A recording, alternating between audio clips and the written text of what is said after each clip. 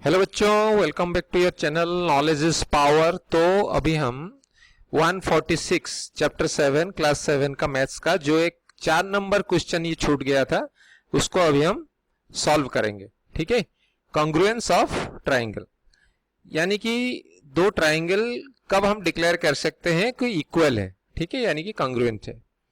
तो यहाँ पे आप ए से, यहाँ क्वेश्चन क्या दिया है, given below are measurements of some parts of two triangle, examine whether two triangles are congruent or not by ASA congruence rule। अब ये ASA congruence rule मतलब एंगल साइड एंगल, उसका मतलब है ASA का angle side angle congruence rule के हिसाब से दोनों आपका congruence है कि नहीं ये आपको चेक करना है। तो ASA रूल आपका क्या बोलता है ये आपको हम पहले चेक करेंगे। आपका ऐसे रूल क्या बोलता है इसको हम अभी पहले चेक करेंगे।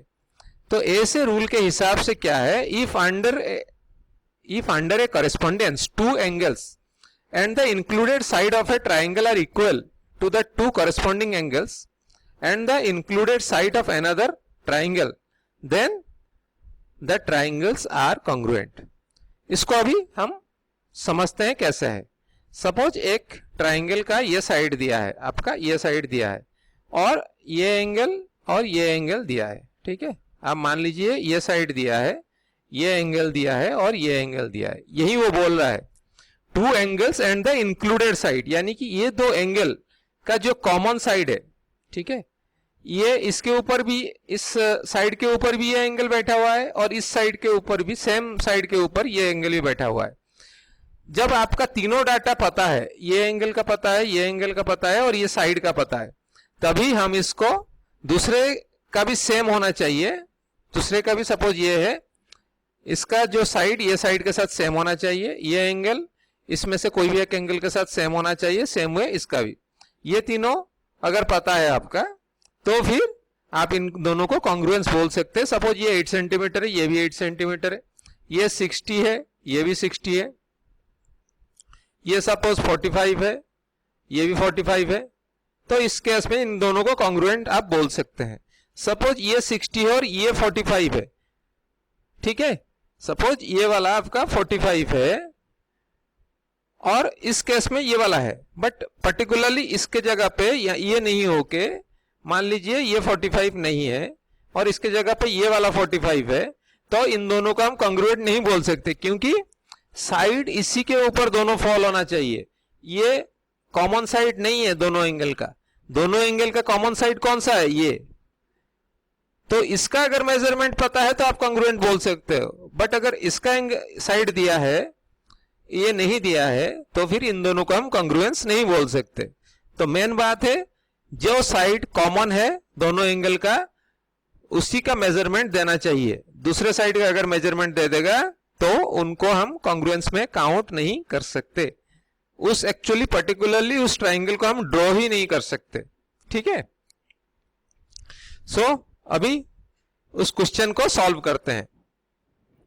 इसमें क्या दिया है, triangle DEF। Okay, triangle DEF। Triangle DEF मतलब यहां पे आप देखिए DF 5 सेंटीमीटर दिया है। ठीक है, एक को कर देते हैं, उसी हिसाब से हम आगे भी सॉल्व कर देंगे बड़े आसानी से। DF, ओके, तो DF ये वाला है, सपोज DF ये दिया है 5 centimetre, right. Same way angle D is 60, तो ये तो हमने पहले लिख देंगे D और F। D वाला 60 है, यहां पे हमने 60 खींच लिया। F वाला 80 है, यहां पे हमने 80 खींच लिया, तो ये 80 है और ये 60 है। ठीक है, ये वाला 60 है। तो अभी हम दूसरे वाले का देखते हैं, इसके हिसाब से तो कोई प्रॉब्लम नहीं है। अब दूसरे वाले का हम करके देखते हैं क्या हो रहा है। ठीक है, तो यहां पे आप देखिए QR is 5। Okay, it is Q और ये R है, ये 5 है, सेम है, उसमें भी 5 दिया है। अभी तक सब परफेक्ट चल रहा है। अब Q का 60, ठीक है, Q का 60, ये 60 अभी तक अगेन परफेक्ट है। R इज 80, तो ये आपका 80 है। ठीक है, ये आपका 80 है। तो यहां से आप बड़े आसानी से बोल सकते हैं कि आपका ए से, यानी कि ये एंगल, ये साइड, ये एंगल 65 80 65 80, तो परफेक्टली ये दोनों कॉन्ग्रुएंट है, यानी कि ट्राइंगल आप ऐसे लिखेंगे, ट्राइंगल DEF, ठीक है, is congruent with triangle PQR, okay, PQR, ठीक है।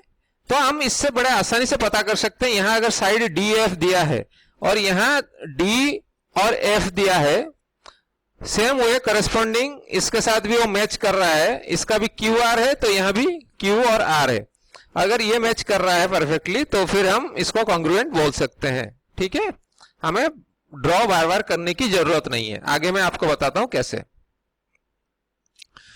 तो नेक्स्ट हम देखते हैं DF, ये D 60 है, F 80 है और DF आपका साइड है, तो D के ऊपर एक एंगल है और F के ऊपर दूसरा एंगल है, यानी कि ये DF है, एक एंगल इधर एक एंगल इधर, ओके। तो ये तो हो गया। अब देखते हैं QP, यहां पे दिया है QP और Q के ऊपर एक एंगल है, परफेक्ट है, बट P के ऊपर कोई एंगल नहीं है। दैट मीन्स ये आपका दोनों कॉन्ग्रुएंट नहीं है, ठीक है, ये दोनों आपका कॉन्ग्रुएंट नहीं है, क्योंकि आपका जो QP दिया है, ये सपोज Q और P है, Q तो 60 दे दिया, बट यहां R दिया है। अब R तो इसी के ऊपर कहीं फॉल करेगा, अब R को कहां से हम खींचे, यहां तो मेजरमेंट दिया नहीं है, इसका तो मेजरमेंट दे दिया आपका 6 है, इसका भी जैसे 6 है, इसका भी 6 दे दिया, बट हमने इसको तो 60 कर दिया। अब R का जो 80 है, मैं क्यों बोल रहा हूं, वो ट्राइंगल को हम ड्रॉ ही नहीं कर सकते, R जो 80 है, R तो यही कहीं फॉल करेगा इसी के ऊपर, बट हम कहां से R ले, इधर से ले, इधर से ले, कौन सा पॉइंट को R ले, कहां से हम खींचे, यहां से खींचे, यहां से खींचे कि यहां से खींचे, ठीक है। हम कोई यहां पे मेजरमेंट नहीं ले सकते, कहां से हम खींचे ये मेजरमेंट हम नहीं ले सकते, कहां से हम इस 80 डिग्री को ड्रॉ करें, ठीक है।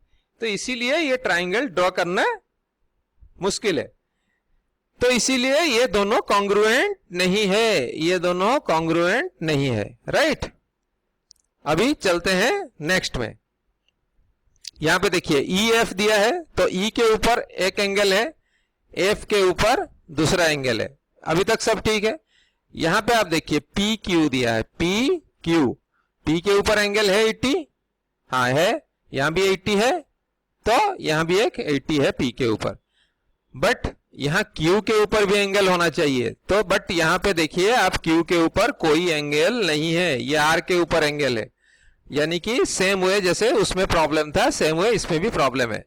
बाकी सब तो ठीक है, 5 सेंटीमीटर 5 सेंटीमीटर ठीक है, बट यहां पे आपका Q के ऊपर एंगल होना चाहिए था, बट नहीं है, वो R के ऊपर है। दैट मीन्स आपका नंबर 3 में आप ये आराम से लिख सकते हैं कि triangle DEF, okay, triangle DEF congruent नहीं है, okay, not congruent with triangle PQ and R, ठीक है। आपको समझ में आ गया होगा। तो आज के लिए इस वीडियो में इतना ही, फिर मिलेंगे नेक्स्ट वीडियो में। आपको कोई भी डाउट हो आप पूछ सकते हैं, तब तक नेक्स्ट वीडियो तक स्टे ट्यून, थैंक यू।